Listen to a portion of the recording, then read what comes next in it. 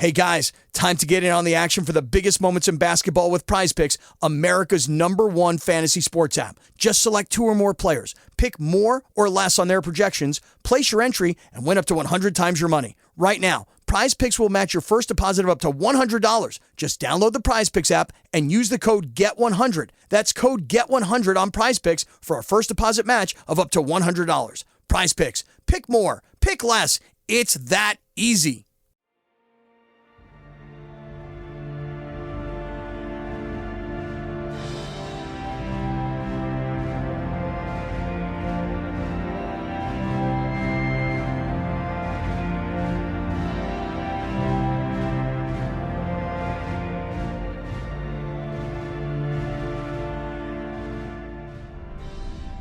Welcome back to We Are Starfleet, a Star Trek Discovery podcast. Joining me to discuss Season 5, Episode 4, Face the Strange, is my good friend and fellow podcaster, Craig McKenzie. How are you this evening, Craig? I'm doing good, but what I'm going to do is I'm going to openly disagree with you in a public forum, forcing you to pull me aside and have a more private chat. I would have it no other way. I do like that now that we have this personal transporter tech, whenever they do need to take it to the ready room or whatever, they can just transport there. Like I'm shocked at the lack of folks who clearly bear the physical trademarks of not walking anywhere anymore in the 32nd century. It's 15 paces from where they were, isn't it? Like... It's such a peek into like how humans would actually behave if they got their hands on this technology. Yeah. It's like I'm not walking to the end of the block. I'm not walking into the room on the other end of the apartment or the house. I'm not doing that with my legs. God, legs. It'd be like in WALL-E, wouldn't it? That's exactly what I'm imagining. The humans in WALL-E. We'd all be WALL-Eing ourselves, let's be honest. But everyone in Discovery, they're in prime physical condition. Peak shape, yeah. Reality isn't a thing. All right, my friend. Before we get into this discussion of the podcast, we had a little bit of unfortunate news come our way about Star Trek Lower Decks, a show that you actually began our coverage of on this network all the way back with the Rarely Going show. So I figured you would be the most appropriate person to ask. How are you feeling about the Lower Decks cancellation news? I kind of saw it coming, to be honest. Mike McNann was talking about how they had no renewal notice, right, and after the following season, so they only knew about one more season. Yeah, they hadn't heard anything more, which is fair enough. You know, since when does a show get renewed when the current season that you're making hasn't aired yet? That's usually it's sometime during the season, perhaps towards the end, where you get told if you're getting another one or not. So at least they're getting a good jump on it. 5 seasons, that's respectable, although it only will end up being about 50 episodes, which is less than 2 seasons of an old Star Trek show when you look at it that way. It is a shame. They haven't said the reasons for it. So, I don't know. I'm guessing it came as much to a surprise to the people making it as it did to the people watching it. I do get the sense, kind of based on what you were talking about, the lack of word about a renewal, and being kind of coy whenever asked about the future of the show, at least on the creative team. I wouldn't be surprised if some of the voice talent were a little taken aback, just like the fandom were. Maybe they had heard grumblings but held out hope. It's hard to know exactly what the viewership numbers are for any of these shows.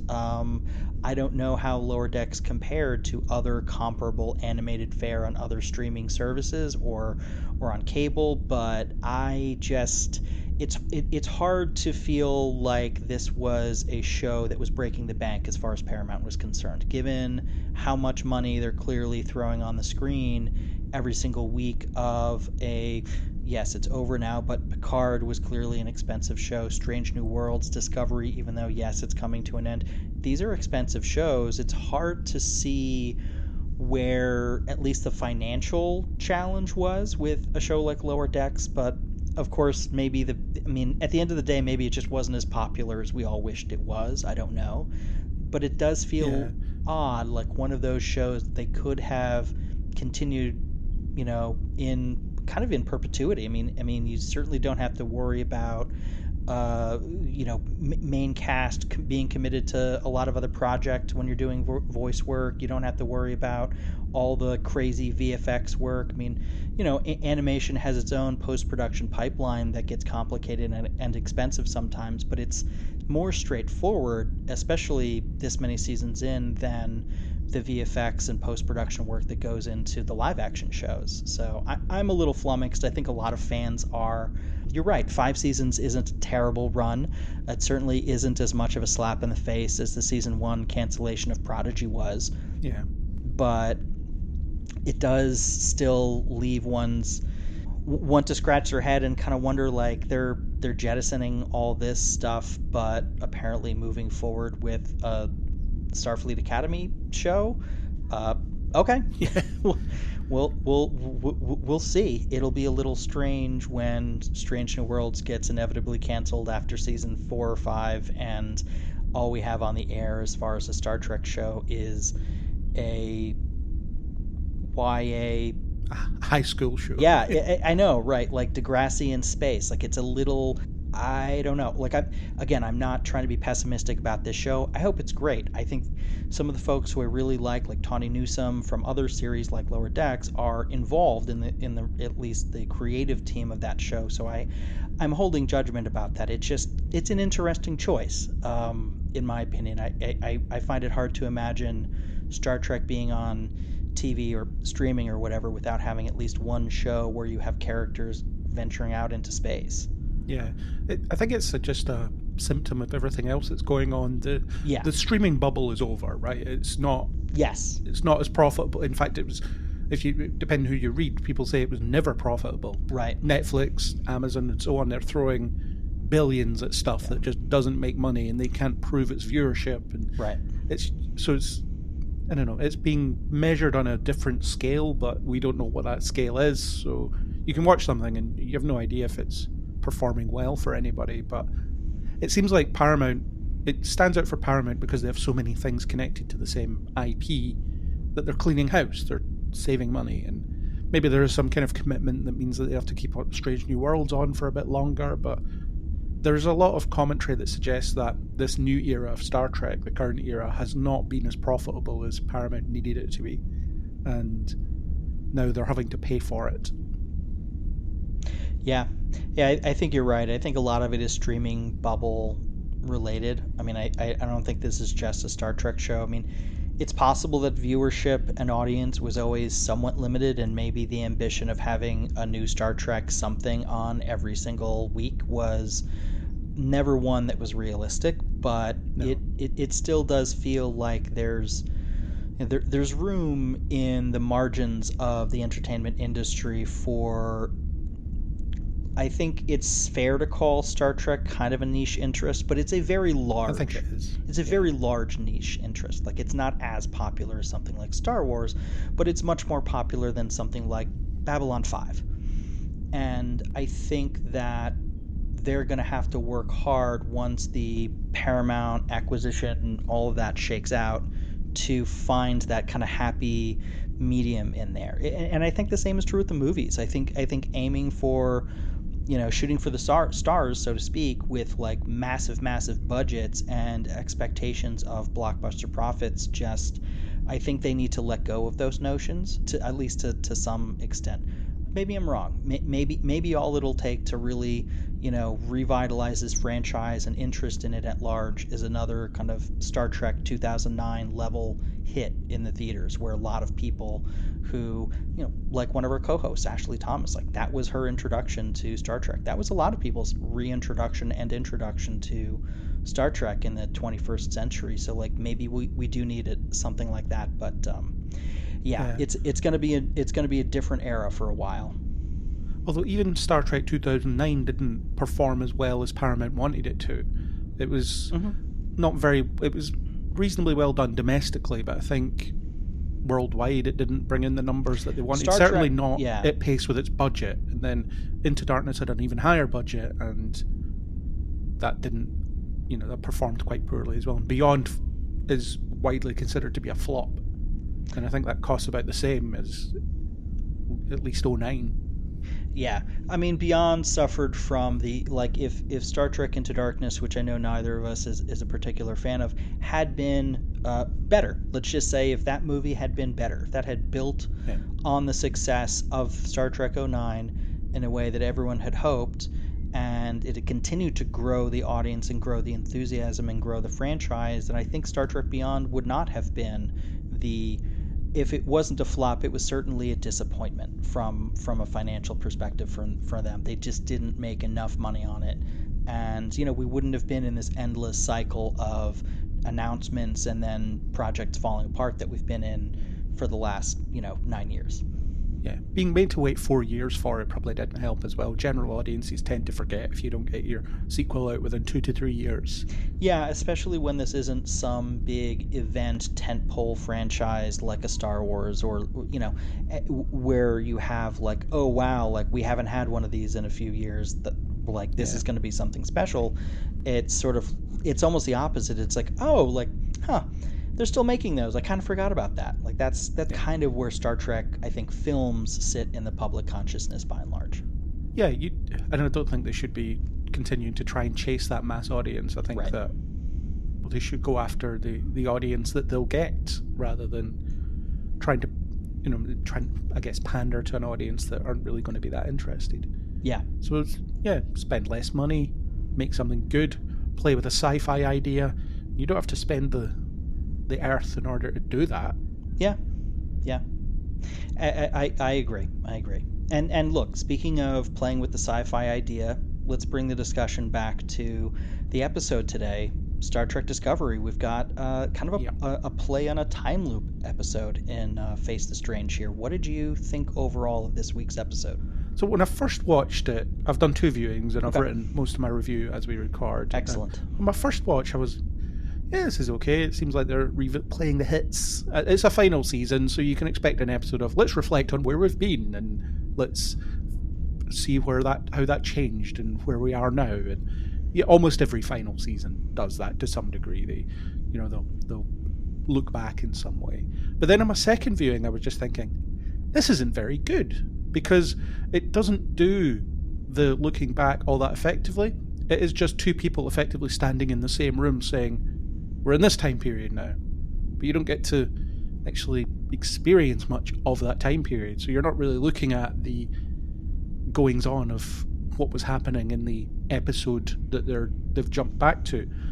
The thing that it reminded me most of was the Voyager episode in its 7th season, Shattered, where Chakotay was going through different timelines that the ship was split into. So he would wander into the Macrovirus episode or the Chaotica episode and so on. And you got a sense of, oh yeah, we did all this weird stuff over the last 7 years. That was kind of fun, wasn't it? But I felt like they were trying to shoot for that here, but didn't really do it. So yeah, I'm not that impressed with this one.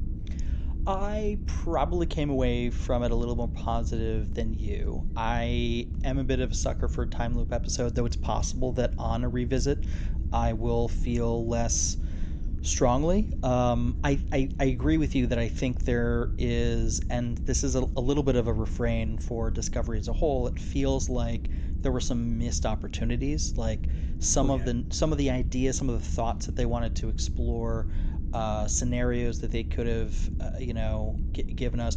We did get some opportunities to see characters who, we hadn't seen for a while, which makes sense in a scenario like this where they're revisiting past eras of the ship. But I don't think they quite went as far as they could have with it. I thought the most interesting was the final era that they visited, where they were back on Lorca's season 1 Discovery, where they had characters who had died show up, and we had at least Lorca name checked. Again, this is an example of an opportunity that this episode missed, was to have an opportunity to interact with Lorca himself, or at the very least confront the idea of, this is Lorca's ship. If Michael Burnham just showed up on the bridge and wanted to do this thing, it's one thing to talk the B shift into going along with their story, but I had a hard time believing that on Lorca's ship, any of them would have done this incredibly risky thing without at least checking in with, or informing the captain. Because, I don't think Michael says anything about, like, by the way, you can't tell Lorca, he's nuts. She didn't do any of that. So, like, as far as they know, he's just their normal captain. Like, it strained credulity a little bit for me to accept that no one would have, like, even brought up the idea of, like, shouldn't we, like, talk to the captain about this before we do this crazy thing? Yeah, also Burnham can say whatever she likes, because we already found out a few minutes before that when we succeed, none of this will have happened. So right. Nobody that you interact with will remember you. So in that case, just go nuts. Like, just go nuts. Yeah. Right. Yeah. And, I don't know. Just go in and stun everyone on the bridge and do it yourself. Whatever. It doesn't matter because. Right. None of this matters. Violate the timeline as much as you want because it's going to reset. Yeah. Like you were saying, there was some meat left on the bone. I think narratively, it would have been a little.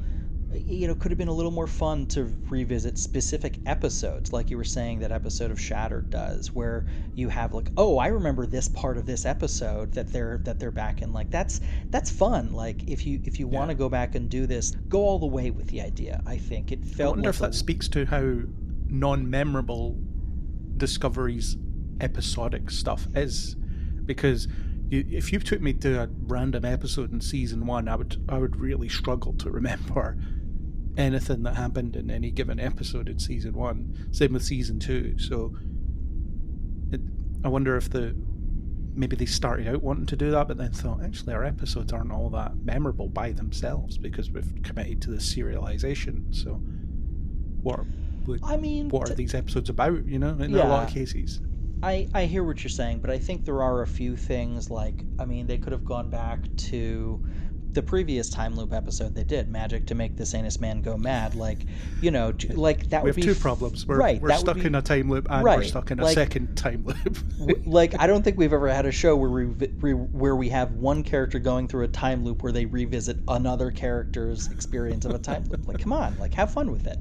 But that's probably the most memorable old episode of Discovery I can think of, and I'm not surprised that you came up with that one when thinking back, because it's a time loop episode, so it immediately stands out. But I can't think. I'm really struggling to think of anything that went on on an individual basis.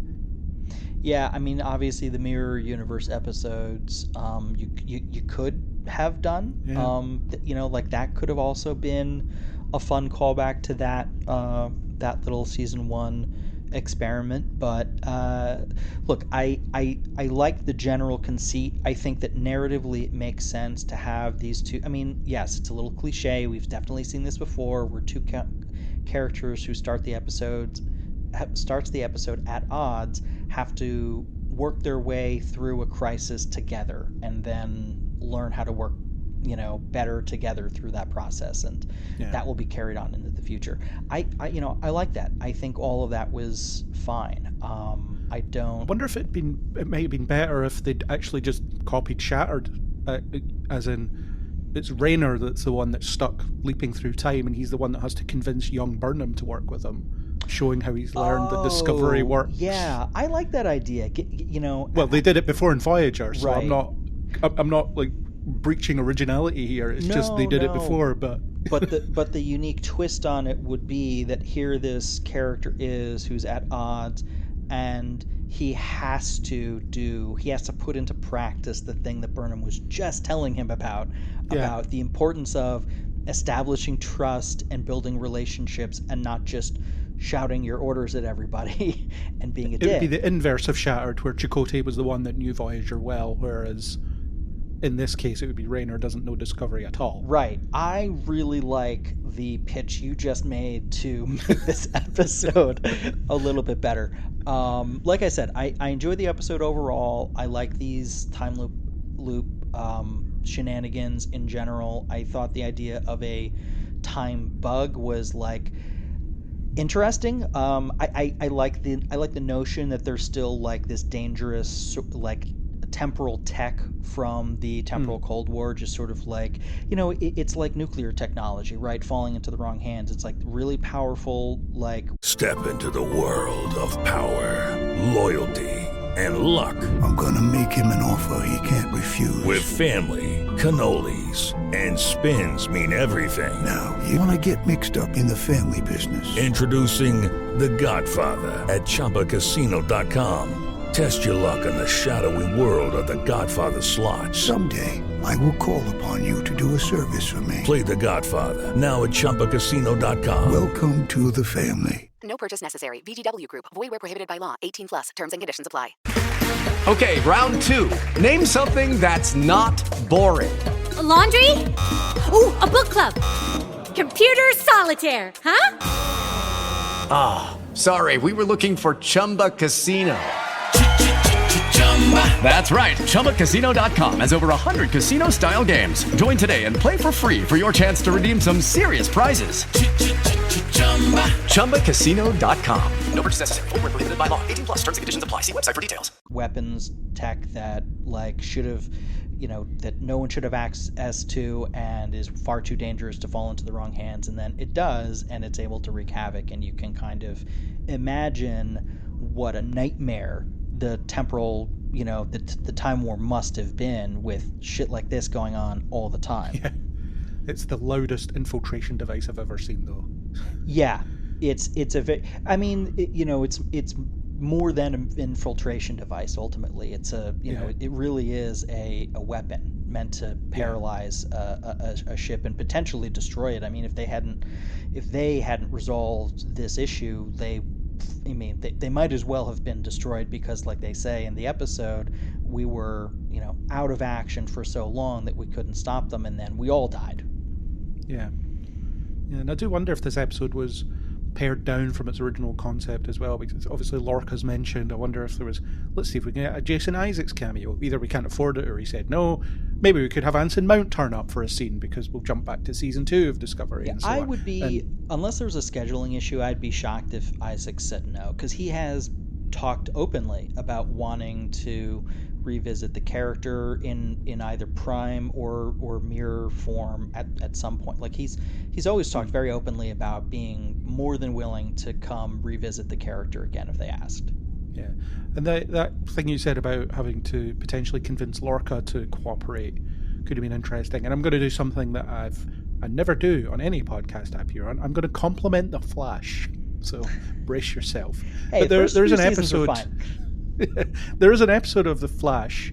I think it might be the 200th. No, it wouldn't be that many. It's a celebration episode anyway. It's a milestone one, and the idea is that they have to go back through time to collect pieces of something to deal with the villain, and that means going back to season 1 where they encounter Eobard Thawne, who is pretending to be Harrison Wells at that point. So what you have Barry, who knows that, coming back in time to try and convince him to give him something. And he has to do that without tipping his hand that he knows who Thawne really is. Right. And of course it fails. But then he has to convince Thawne that, no, it's fine for you. You don't die or anything. It's just you escape or something. So it changes the nature of it. So you could have something like that where Burnham or Rayner or whoever has to talk to Lorca and try not to let on that they know his true origins and what he's planning. Yeah, I mean, I think they went the kind of more emotional direction of having her interact with a character who ultimately, has died in the interim. I mean, I guess Lorca did too, but someone who's a much more like positive, like happy character that everyone likes, as opposed to Lorca, who is secretly a monster. But I do think that the opportunities to have her interact with, I thought having her interact with her past self was a good idea.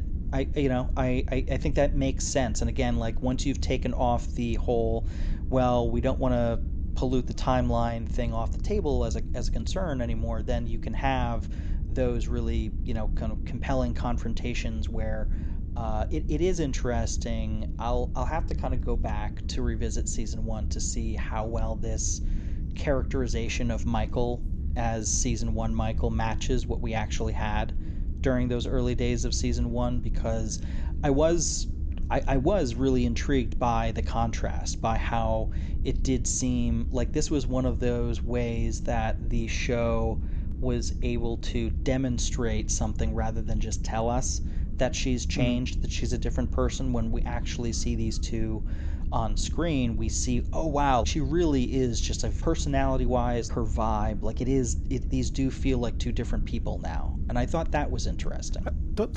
I don't think she was that angry in season one. That's the thing, is I think they might have been exaggerating how bristly she was just to drive that contrast. But as an idea, as a concept, I enjoyed it. I had no problem with the idea, yeah. I just don't think they executed it terribly well, because they have a brief chat in the turbo lift. Past Burnham doesn't believe her, so they fight, and Past Burnham gets knocked out, and then later on she goes to engineering. Right, has to get talked down by Rayner. It was less the initial confrontation that I was, impressed by, but more the, like, old Michael, like, fucking up her plan. Like, I like that complication. I thought it was logical, and, the drawing the contrast of, like, oh yeah, like I had a little more of Rayner in me back then, or I had a little bit more, like I was brash, I was confrontational, I didn't have as much of an understanding of the benefit of a soft touch when dealing with others. Yeah, it'd be good if they actually did that though, instead of what we actually got. Yeah. It's a bit of a shame. Well, they tried. Yeah, they tried. You can see the bones of something interesting, but yes, which I think is frequently an issue with some of the storytelling. Sometimes they get it. Sometimes they really they get it and they execute on the interesting concepts that they're introducing. But sometimes, it does feel like they have these notions that are halfway developed. Yeah.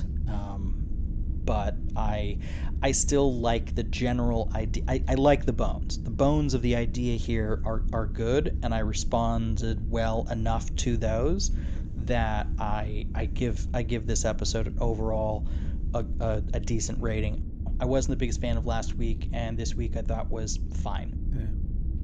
Last week was the problem of we don't have too much in the way of a story here, so we're going to give you another 4 stories to pad out the episode. So yeah, and I think, and again, I think this is maybe just a me thing. Some of the B and C plots from last week just weren't doing it for me. We didn't really get a lot of subplots in this episode.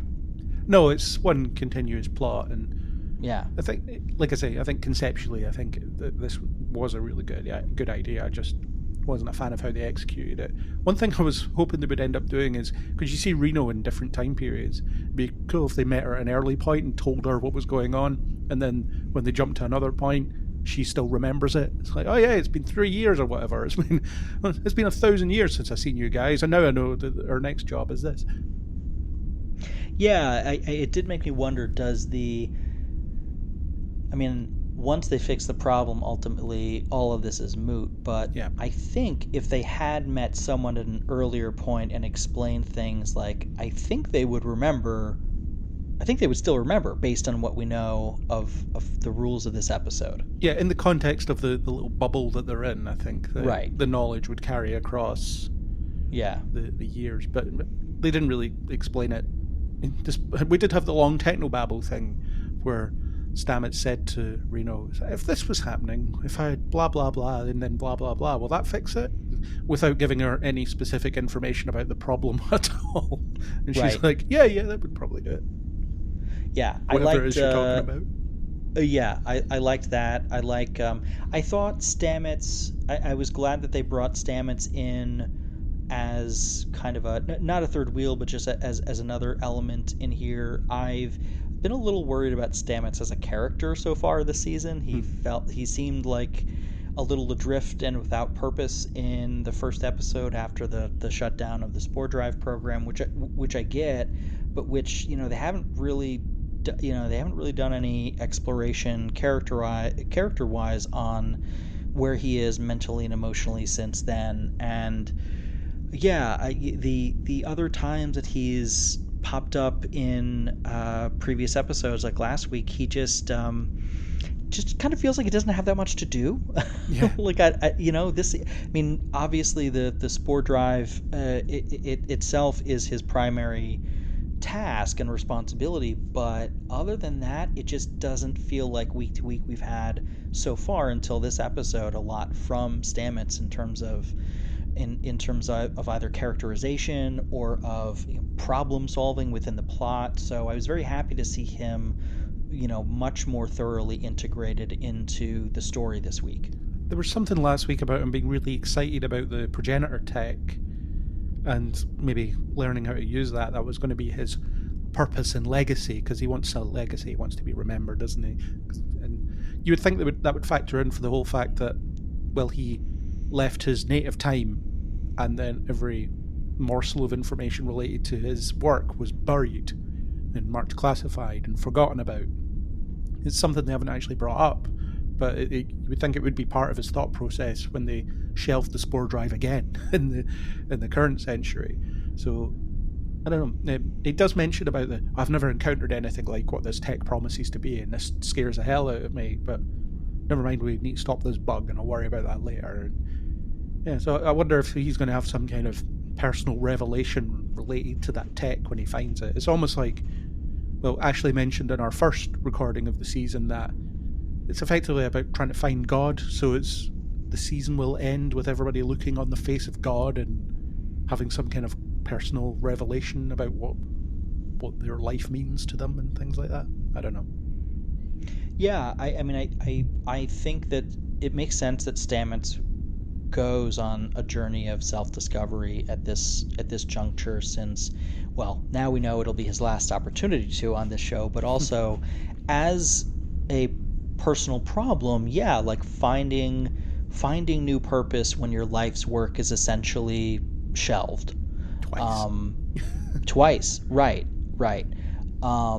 Finding new purpose after that makes sense as a character journey for one of these people, for him. But I want to dig into that. Like, I want to see him hashing that out with Hugh, either in Hugh's capacity as a counselor or just as his husband.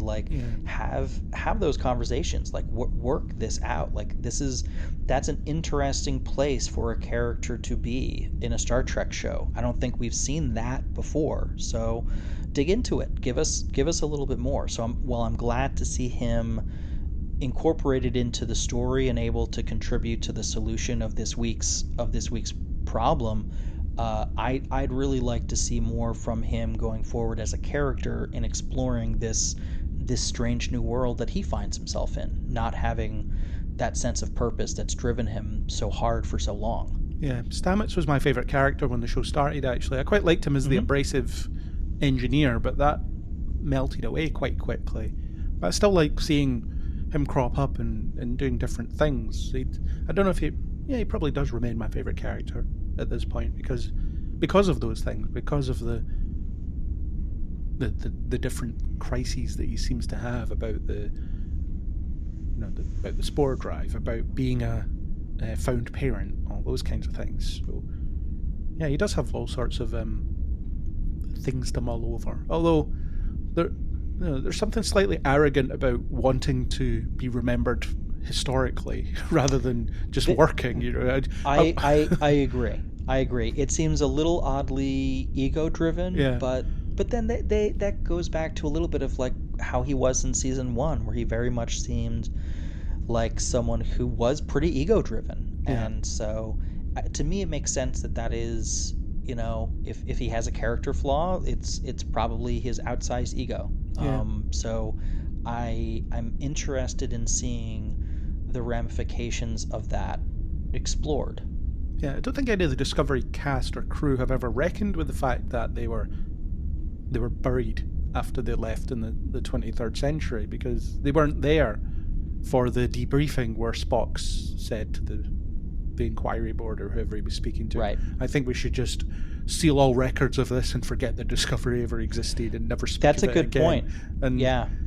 So these guys, they get to the 32nd century. We never saw the scene of them looking themselves up, and it's no records found at all. I don't exist. Sure.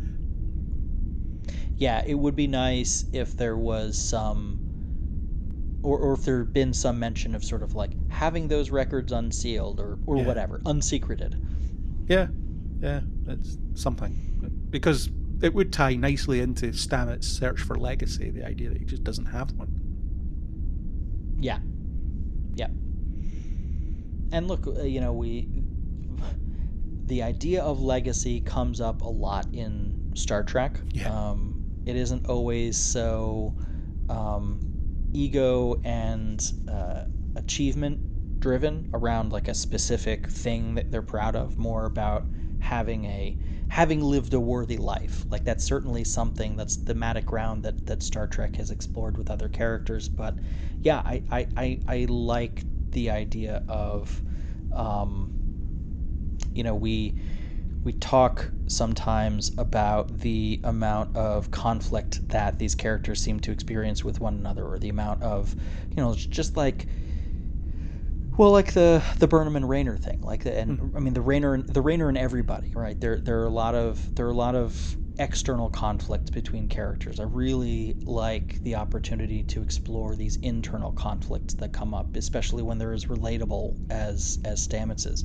Yeah, that's another issue I have with the whole Rayner thing, because introduced, we talked about it in episode 1, I'm looking forward to this abrasive presence that's going to challenge them, give them a kick in their complacency. That's going to be a lot of fun. But then I remembered, oh no, it's Discovery, so it's going to be your thinking isn't the way we think, so therefore you must conform to our more personable style of military service, which is effectively what Starfleet is. I know they say it's not a military, but it's not exactly a quilting circle either, is it? It's a hierarchy with ranks and procedures and all that good stuff. So yeah, I believe it's a quasi-military organization. Yeah, for sure. Yeah, so it's a space navy. That's what Gene Roddenberry conceived as. Yep.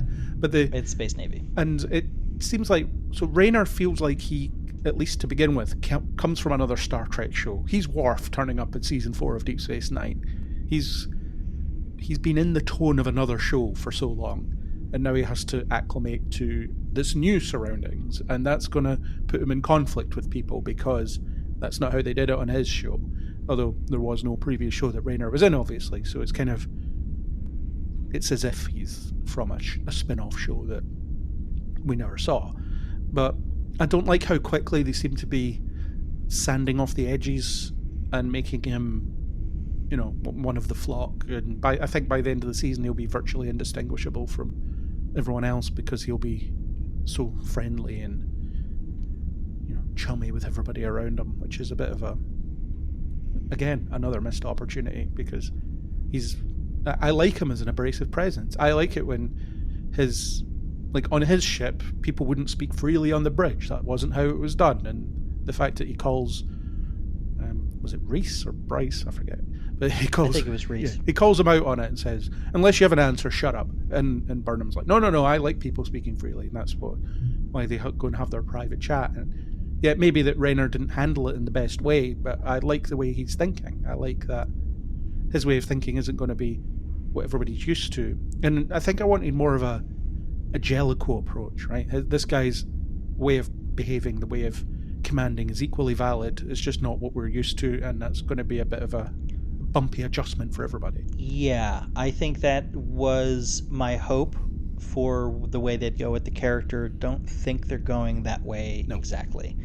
I'll push back. Well, maybe not push back. I did feel like, well, I guess in the moment when he corrects Reese like that, I was a little surprised. Yes, his tone was out of line, but also like Reese only suggested maybe they found a way of tracking us. That's not crazy. Like, that's not an outlandish, wild thing. I mean, like, Rayner is a 30-year veteran of the most brutal, harsh time in Starfleet history, and has encountered a lot of these couriers and former couriers and like bandit types, these outlaws in this new era. He's much more familiar with them. So I don't think the suggestion, especially since he seems familiar with the time bug once they found it. Dude, you're aware of technology that can do this. Yeah. Why are you reacting like this when Reese suggests it? I did think it was a little, not that not that what Burnham said to him about, like, that's not the way we do things, like, I thought that conversation was fine, but I thought that the initial thing that he decided to come down hard on Reese for was a little strange to me. I think it's more to do with how it's written rather than what it was supposed to be. So it might have worked better if some of the bridge crew, they were just having a back and forth, they were just chatting, they were bouncing ideas off each other and not really getting anywhere. Judy was boring. Hello. Then Judy discovered ChumbaCasino.com. It's my little escape. Now Judy's the life of the party. Oh, baby, mama's bringing home the bacon. Whoa, take it easy, Judy. The Chumba life is for everybody. So go to ChumbaCasino.com and play over 100 casino-style games. Join today and play for free for your chance to redeem some serious prizes. ChumbaCasino.com. No purchase necessary. Void where prohibited by law. 18 plus terms and conditions apply. See website for details. It's time for today's Lucky Land horoscope with Victoria Cash. Life's gotten mundane, so shake up the daily routine and be adventurous with a trip to Lucky Land. You know what they say. Your chance to win starts with a spin. So go to LuckyLandSlots.com to play over 100 social casino-style games for free for your chance to redeem some serious prizes. Get lucky today at LuckyLandSlots.com. Available to players in the U.S., excluding Washington and Michigan. No purchase necessary. VGW Group. Void where prohibited by law. 18 plus. Terms and conditions apply. And I think Sure. I think if that had been the case, and then Rayner had interrupted and said, "Guys, this is just idle speculation. This isn't getting us anywhere. But you're not giving me any. You're not even pointing me at an answer here. Can we focus, please?" I think that's maybe what they were trying to go for, but it just ended up just re-saying something that's actually kind of reasonable. Yeah, right. So for me, I think the initial setup of that conflict was a little lacking. But then I thought, once he and Burnham were having it out, I didn't have any problem with that particular scene. I think that his abrasiveness is something that even he shows recognition of. Once he cools off, like he consistently so far this season has seemed to realize after the fact, maybe 5 minutes later, I overreacted a little bit, or I was a little too harsh or whatever. Like, it's something I can relate to. Like, I will sometimes have these moments of extreme emotion, sometimes very heightened, kind of overwhelming feeling, and then like 5 minutes later, man, what was I so worked up about? Like, why did I say that in that way?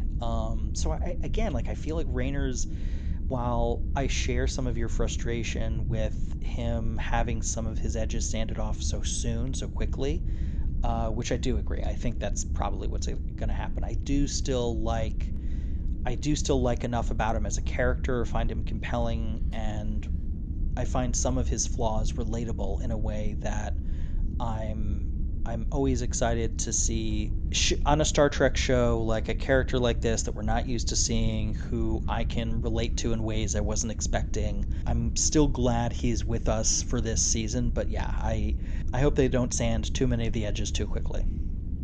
But they will. Yeah, and the conversation that Burnham and Rayner were having after it became a problem seems a bit delayed. I feel like day one, Burnham should have had a chat with. I agree. Here's how I do things. I was a little surprised that she was. And look, it's the kind of thing that I've also encountered when I've trained and managed new hires, where you can say on day one, when you're onboarding them, when you're training them, like, hey, these are the expectations, these are what we want you to do, and then the next day they do something that's like exactly the opposite of what you told them the expectation was, and you have to pull them aside and be like, hey, so I know you're new, but I thought I was pretty clear about what the expectations were, about how we conduct ourselves here.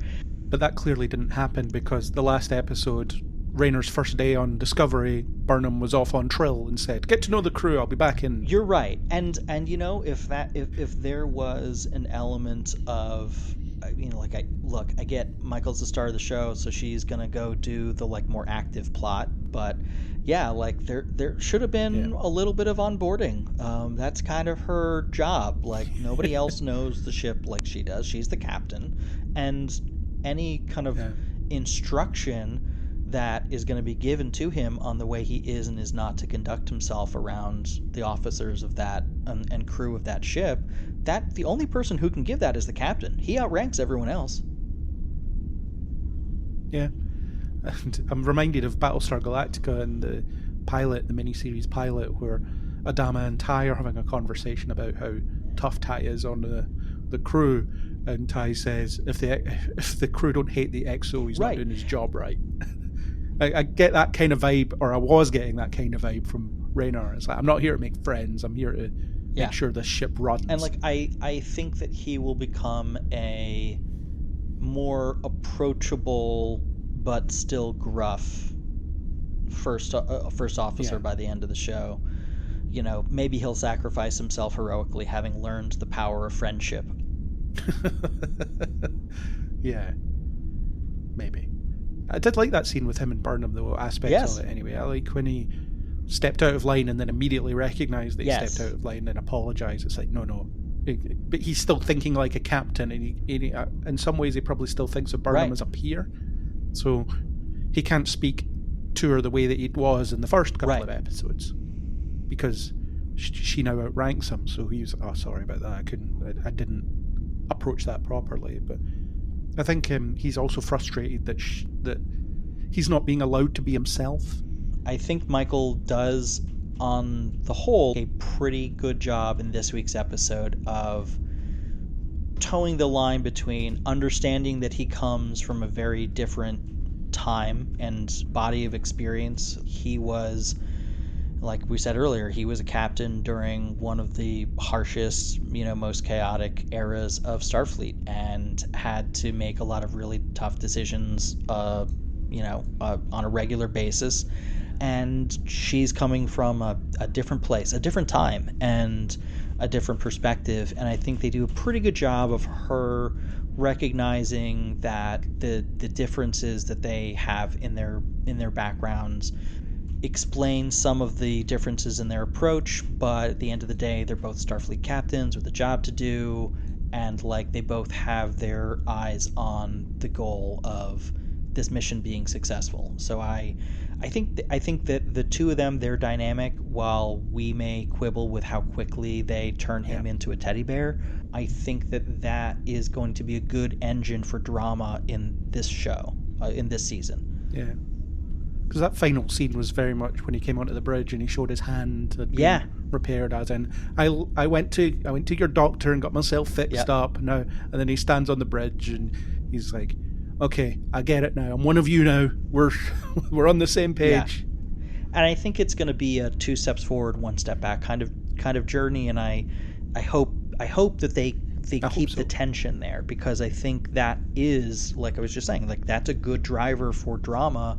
It's like when they have two romantic interests in a show get together, it's like the tension goes away. It's like if they have these guys become friends too quickly, this tension is going to go away, and I think this season will suffer for it. It's very much needed, yeah, because I said in my review of the previous episode that everyone's so friendly on this show that it means that the interactions can get quite dry at times, because there's no actual tension between characters anymore. Which is apparently what Gene Roddenberry wanted, so, Yeah, even though if you watch the original series, people are arguing and bickering all the time. But but by the time Next Gen came around, he was like, we're conflict-free now. 24th century, baby! Yeah, so... But it does make for some quite dry stuff, so... It certainly can. Previously, well, a lot of the time in Discovery, you get two people that have an emotional problem. They have a quick chat, and then suddenly the emotional problem's over. Like in the previous episode with Adira and Gray. It's like, this long-distance relationship isn't working, is it? No, not really. You're right. Should we break up? Yeah, but let's stay friends. Okay. Not a tear was shed. That was it. It was... I say this with all due respect to these actors. I didn't feel like this relationship was a compelling one from the very beginning. No, I didn't care about it before, and I certainly didn't care about it when it ended. I think Blue Del Barrio is a more gifted actor than Ian Alexander. I'm sorry, I say this with all due respect. That's just me. And look, someone could watch the show and feel a completely different way, and that would be equally valid. But for me, this relationship and Ian Alexander's performance have just not gelled with me. When you see him, I think it's him, isn't it? Ian Alexander. Ian Alexander, I believe, goes by he/him pronouns. I could be mistaken. Well, when you see them interviewed, clearly just playing themselves, really, and with a different name. Yeah. There's no separation between actor and character. And you could say that about a lot of the Star Trek actors, but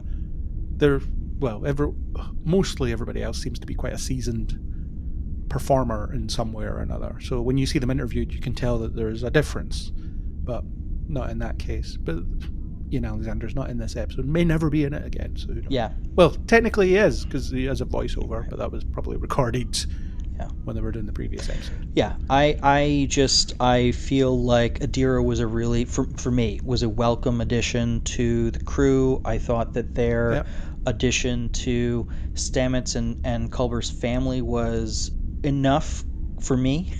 Compelling emotional investment. Yeah. They've still done nothing with Adira's trillness, though. No. There's no uncertainty about past lives or anything. It seems to have just been closed off completely. You forget that they're joined, actually, sometimes. Yes, I think that is a good observation. I think that's fair. It is an element of the show that they have not taken advantage of. And honestly, I feel like if they had given a little less screen time and bandwidth to this relationship development and drama that I personally never found super compelling, and explored these other elements of the character, I think I'd like the character even more than I already do.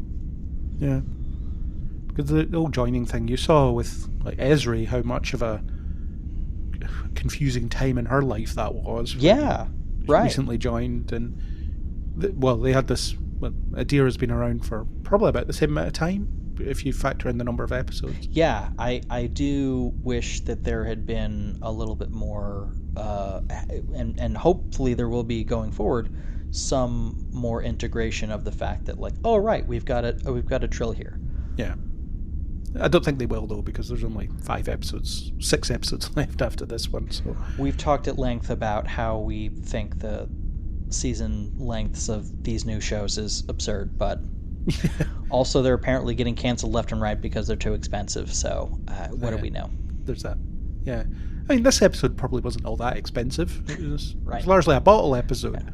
Well, I'm so curious about the finances of, I'm sorry, this is another complete ridiculous tangent, the finances of like making these shows, because I get it. Like, we all love that every episode looks like it's like big budget Hollywood VFX. Like, that's cool. That's great. But I think there isn't a single Star Trek fan who wouldn't gladly see the visual effect budgets get slashed and have that money go to having more writers and more episodes. Oh yeah, absolutely. Some of my favorite episodes of Star Trek are ones where they barely leave a room. Exactly. They're all on the standing sets, and this one is all on standing sets. Although they did have to dig out the old decorations to give you season 1 and 2 Discovery. Right. Look again. Right. Got to dig out those old uniforms. Yeah. Yeah, the old consoles and whatever else. I'm not sure what. I don't know. It might be something to say about this design aesthetic, actually, because I don't remember what the Discovery Bridge looked like back then. In my mind, it doesn't feel like it looks an awful lot different. No, I don't think the bridge changed as much as the exterior and the interior corridors and lighting. Yeah. But the bridge, I think, structurally, from what I can remember, it in my mind, it looks pretty similar to season 1, except maybe some lighting changes. Yeah.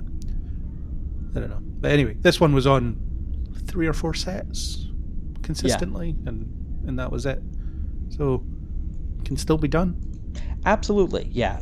I mean, they're only limited by their, imaginations and by the network's willingness to invest. But I think I think all of us would happily see the next iteration of a Star Trek show be one that's, not 10 episodes a season. Maybe we shoot for something between 10 and 25 or whatever it used to be. Like, if we can find a happy medium there, and maybe the VFX budget gets cut a little bit. Like, honestly, like, people really won't care that much. They would much rather have compelling stories told at a more modest budget. Well, Discovery's first season was like 16, wasn't it? And then it was like 14 the second. So yeah. It's had variable length seasons. I'm sure. Which was sort of last what I season was 13. Yeah, I was sort of expecting that from all those Star Trek shows. I was like, Disco's first season was 16 episodes because it's streaming. They decided at a certain point that, the plan was for whatever it was, 13 or 14, and then we decided to add a couple because we could. I just sort of expected that to be the norm. That's a throwback to the old, at the time, current network TV model where it's, we'll order 13, we'll see how we go, and then we'll decide if we're going to give you the other 9 episodes. That's true. Yeah, it's true. And it's also because that was still in the heydays of streaming, of the streaming bubble, and Paramount was more than happy to just throw more money at this property and thought that would pay off as an investment. I don't know. Yeah. Like I said, we don't know the ins and outs of the finances of how these shows work, but it does leave me wondering what exactly these people are doing with their spreadsheets and their budgets. Yeah. But at least this one was on a standing set. I guess the green screen San Francisco skyline was maybe cost them something. Oh, sure. Yeah. But that Starship's was being built on Earth again. Oh, God, I hated the being built on ground thing. I did hate that. That was very like J.J. Abrams 2009. I was like, nope, we're doing this again. We can't do this. Not the Kelvin timeline. Earth's gravity is what it is. But the idea of warping back to the point where like the ship had not yet been launched felt cool to me. They didn't really, they didn't really do a whole lot with it, but they just speak to some maintenance guy. Yeah, they just speak to some maintenance guy. Yeah, that's maybe where you have, I don't know, was Lorca Discovery's original captain? Who knows? That could have been a good point to be like, okay, what happened before Discovery launched? What was Discovery intended to be initially? And all that. You could have got Admiral Cornwell, whatever her name was. Oh, yeah, she could have come back. Yeah. Good call. I do wonder if that was the plan. The initial script had all these names in it, and then, no, we're not getting them. We're not getting them. We're not getting them. So it's just going to be Burnham and Rayner, I guess, in that room. And then some extra. True. With headphones. Again, the first time we may have seen headphones in Star Trek. I'm sure we've seen it before, but yeah, it could be. I know you were mixed on the episode overall, and I hear you. I do. What were your, like, if you had to highlight something that really stood out to you in a positive way, what was one or two things it did? I liked the scene where Burnham went to her quarters and Book was there. The reminder of the time that they were very much together. That was a nice scene. Yeah.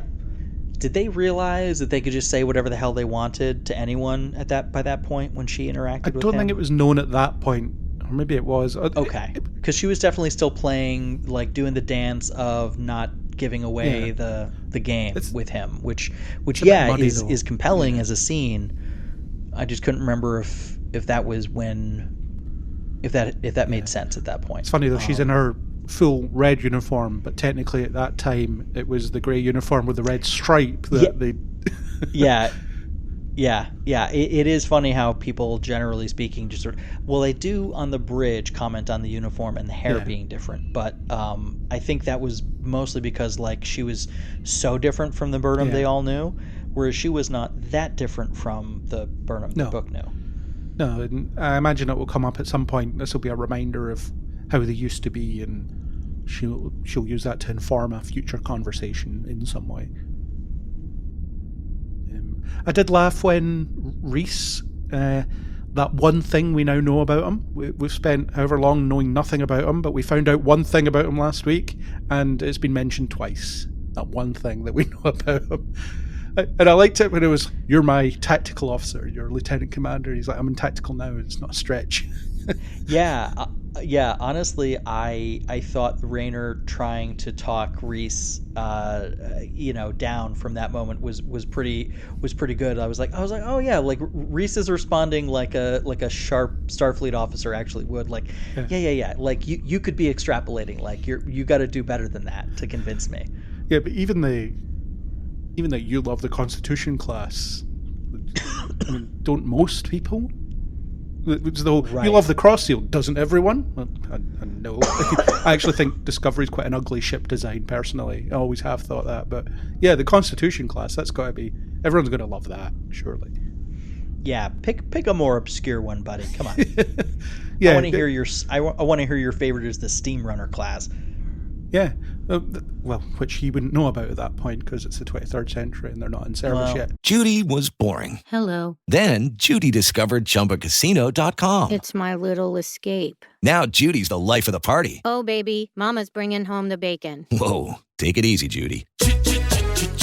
The Chumba life is for everybody. So go to ChumbaCasino.com and play over 100 casino-style games. Join today and play for free for your chance to redeem some serious prizes. ChumbaCasino.com. No purchase necessary. Void where prohibited by law. 18 plus terms and conditions apply. See website for details. But yeah, I don't know. Fair. I guess in the previous episode, they could have pushed the boat out of it and said, "I love this class of ship that was around in the 23rd century." I don't know what that would be because there's precious little known about that era, because the only other ships you ever saw in the original series were Constitution class. So, but there would have been other types in service, and you've seen video games and stuff. They've been like, yeah, here's what the Proto Miranda class looks like in that time and stuff like that. And it's right. It's basically the Reliant, but with TOS coloring and TOS nacelles. That's all. But yeah, that would have existed, I'm sure. But So it could have been, you love that class of ship. And it's an obscure one that you wouldn't guess, and that would probably have made it more convincing. All right. Any other thoughts about Season 5, Episode 4 that you want to share? Weird to see Ariam again. It's the character they convinced us that we cared about before they killed her. Yes. That one episode. Right. And then Burnham convincing her that she was genuine by saying, if there was going to be some kind of situation where everybody was in danger, you would definitely sacrifice yourself. And she said, "Yeah, that's right. I believe you now." Like that, you could guess that. Yeah, right. Like, isn't that kind of like? Look, I realize we can't have these expectations of everyone, but like that feels like fairly standard Starfleet officer stuff. Yeah. Like, yeah, like I thought we all sort of knew that like the deal is we might have to sacrifice our lives to save our comrades or, strangers, like whoever needs saving, like that's the deal. Yeah. We are heading towards another universe-ending threat, it seems. Well, it seemed like it wouldn't be, and then all of a sudden it was. Yeah, so that's I mean, we're essentially chasing the Genesis device 2.0. Yeah, it is, so, yeah. Right. And they even started to have that debate last week. Yeah, anything that can be used to create can be used to destroy. Like, okay, when have we heard that before? The right hands, quote unquote. And they haven't quite moralized over what the right hands are. And it was right there last week when Stamets said, in the right hands, the usage could be infinite. And no one said, are we the right hands, though? Right.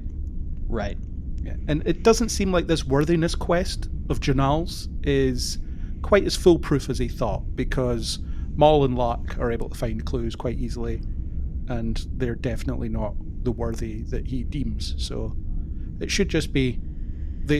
What they should do next is go back to Trill and say, "Hey, Janal, anybody can solve your simple puzzles, so tell us where it is, please, so we can just go there right now and stop them getting a hold of it." No, because then we wouldn't have an entire season of TV to watch, I guess. But that's what they should do, because it's pretty clear that you don't have to be worthy to solve the puzzles. Right. I'm hoping that there is some juncture at some point in the puzzle path where the difficulty for passing these tests raises a bit.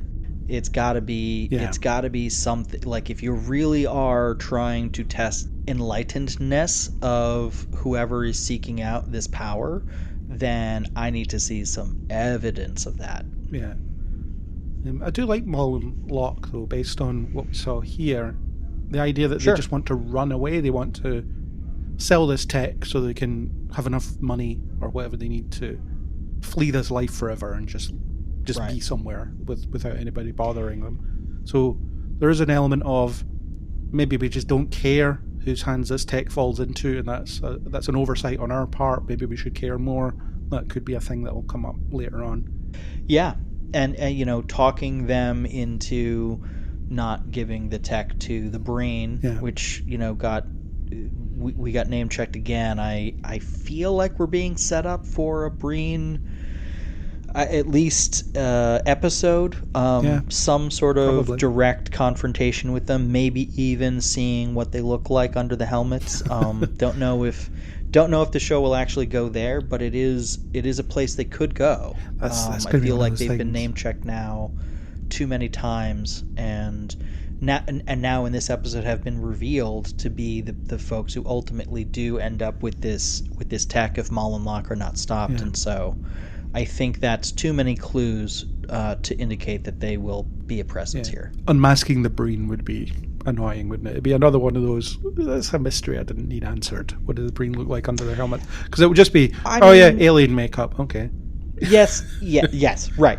There is no version of the reveal, or I should say it is very, very unlikely that there will be a version of a reveal that will satisfy the majority of fans more than their imaginations already did. It's such a difficult thing to pull off. I don't want to say it's impossible, but I would be surprised. Yeah. Oh, good. Another bumpy four-headed alien. Well, thanks for clearing that up. Right.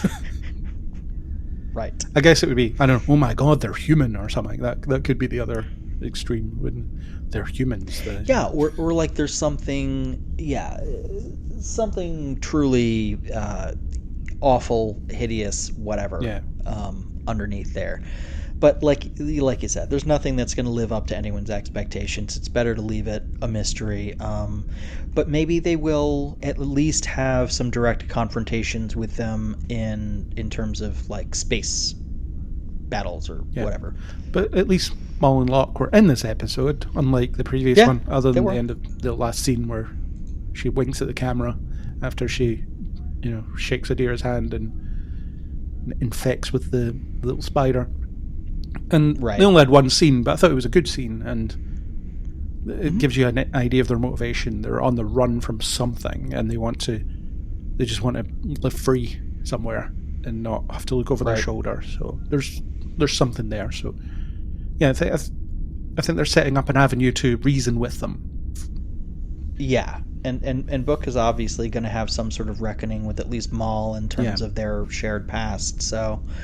I think I'm still hopeful that we get a couple of really memorable episodes out of this final season. I think that you and I, share some of the concerns that we've shared about the show for a while, but I at least continue to remain optimistic and always hope for a good episode of Star Trek Discovery. Because I know there's a lot of people that dunk on it because it's impossible for them to like it. Whereas for me, I might have criticisms, but it's certainly possible that I can like this show. Yes. Well, I think what, I know Mike and I have talked about this, Ashley and I probably less so, but like when there is an episode, I'll give you an example, and I know that it's not one that you're as much of a fan of, but I really liked the 10C episode last season. Was it ridiculous that it wasn't until the second to last episode of the season that we got to this point in the story? Yes, absolutely. As an episode, though, solving that mystery, that was what I was hoping for out of the premise of that whole freaking season once it was ultimately revealed, is that a true, like, Star Trek, like, weird first contact problem to solve. Great, fine. Really liked that episode. I I absolutely can have episodes of this show that I really, really like and that I think are really good Star Trek, and it's just kind of a week-by-week proposition. Yeah. Yeah. I liked the first 10C episode. It was the finale that I wasn't so hot on. Okay, where so suddenly they could read exactly what 10C were saying off a pad without any work in between to get to that level of understanding. It went from we can't comprehend how this species communicates to I'm reading what they mean off a pad in no time flat. Yeah, the setup and solving of problems in this show, like it is a fairly consistent issue, I think. Yeah. It feels like as soon as they set up an obstacle or problem, it's resolved. And they do that storytelling wise with other characters. Like we were just talking about Ariam, and like her episode was an example of this, where all of a sudden we get all this background on this character and the setup, and it's so that we can feel something when they sacrifice themselves before the episode ends. Every once in a while those episodes work, but it is rare, and I feel like it's an overall kind of writing issue with the show is we've got a problem, but don't worry about it. It won't last too long. Yeah, pretty much. Even in this episode, you had Rayner and Burnham at odds with one another, and then they've got it fully figured out by the end of the episode. Yeah, I mean, like, I get you have to work yourself through some problems relatively quickly. I mean, like, you're going to have an episode of story to tell. Like, there's going to be a problem, there's going to be a solution within that episode. But in terms of like larger like character arcs and like plot, the courses of these seasons of television are rife with these kinds of plotting decisions that sometimes confuse me. You can see Rayner as the type of guy to just push aside the debate or argument that they're having because they're in crisis and they have to focus on their crisis. That's what he was doing last week. It was, I'm looking for the ship, and until he's like, Zora's doing that. I don't know who Zora is. I'm going to do this. Who is Zora? This should have been in my onboarding. What is going on? Oh, Zora's the ship's artificial intelligence. Okay, I'll just trust that. It's our ship's unique, fully sentient artificial intelligence. Our ship is alive. Yeah. Didn't you know? No. Nobody has told me anything about this ship that I'm the first officer of. Where's the captain? Yeah. Why'd I have to speak to the crew for 5 minutes? What are they doing? Are they not working? Oh, my goodness. Any last thoughts to share about this week's episode before I have you plug your stuff? I'm just looking at my notes. I think I covered most of it. Excellent. Yeah. Excellent. And okay. I've definitely been the negative one on this one because this certainly wasn't my favorite. Hey, fair enough. I mean, some stuff is just going to bump each of us in different ways. Like, there are going to be things about this week's episode that annoyed you that don't annoy me, and there were probably things last week that annoyed me that didn't annoy you. Probably. Yeah, such is the nature of these things. Yeah. All right, my friend, feel free to plug all of your stuff. Where can people hear more from you, read more from you? So mostly you can find me over at Kneel Before Blog, so kneelbeforeblog.co.uk. Type it into Facebook, Twitter, wherever else, Blue Sky. Yeah, it's there. And there's a Discord that you can join, and there's at least one listener that interacts with us on there. So be good if I could say that we have an engaged community of listeners rather than listener to remain technically accurate. So if you want to join that Discord, please do. I'm reviewing Discovery at the moment. I do the odd film review. I've not been doing a lot of writing recently. There's also an attached podcast where we do a monthly news roundup and various other things, whatever we feel like talking about. So there's plenty there that you can sink your teeth into. And personally, I can be found under Nemesis4909 on Twitter and Blue Sky, which was not a Star Trek reference originally. It was a Resident Evil reference. And if I was holding Rayner at phaser point in engineering, that's what he would say to convince me that he was genuine. I know that your Twitter handle was not a Star Trek reference, and I'll be like, fair enough, get on with whatever you're doing. Yeah. It must be legit. Yeah. Not just anybody would know that. I was just going to say, except for anybody who has ever listened to podcast on this network specifically. Oh, man. All right. I can be heard elsewhere on the network. I am one of the co-hosts of We Are Starfleet, but I am also one of the co-hosts of Illumination Above All, a discussion podcast about the Apple TV Plus show Severance. We will be actually recording a whole new episode next week if our schedules work out, and that should be airing sometime in the next couple of weeks. Thank you all once again for joining us on We Are Starfleet, and thank you, Craig, for joining me once again. Please like and subscribe if you've not already, and we would really appreciate it if you could leave a 5-star review wherever you get your podcasts. Please tune in next week and every week as we embark on one last journey with the Discovery crew. If I asked you to think about Japanese movies, what do you picture? Anime, no doubt. You think of the beautifully rendered works of Studio Ghibli. Maybe you picture Godzilla and his coterie of city-ravaging kaiju. Perhaps you see Toshiro Mifune wandering the countryside and armed with only his wit and his blade. And I know you're trying not to think about the pale-faced ghost with long hair and creepy noises. And maybe you're a fan of the exploitation type of cinema, where schoolgirls wield chainsaws and machine guns with abandon. My name's Perry Constantine. I'm an author and a teacher, and back when I was in college, I had the exact same image of Japanese films as you did. It was my love and interest in these movies that led me to move to Japan. Now, almost 20 years later, I'm still here, and teaching classes about Japanese film. What I've learned in that time is that Japanese movies are so much more diverse than just anime or kaiju or samurai. Sure, those movies are fun, but by exploring the wide range of Japanese cinema, there's so much we can learn about Japanese history, society, and culture. That's why I started Japan on Film. In each episode, I'm joined by a different guest to help me spotlight just some of these excellent movies. We'll be watching the good, the bad, the popular, and the bizarre. Come along with us on a journey into the wide, wonderful, and sometimes very weird world of Japanese cinema.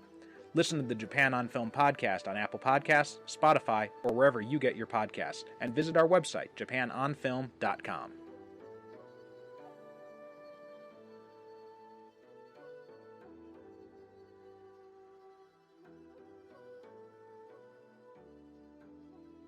Do you know your Daleks from your Drashigs? Or your Zygons from your Zagreus? Do you know what the TARDIS stands for? And do you know which Doctor Who stories featured Kevin Grimlock, the cyborg T-Rex that became the Doctor's companion? Then this is a Doctor Who podcast for you. I'm Baz Green, and each fortnight I chat to my son Ben. Hello. And the occasional guest as we cover 60 years of Doctor Who on TV, Big Finish, and more. And I did really enjoy that one.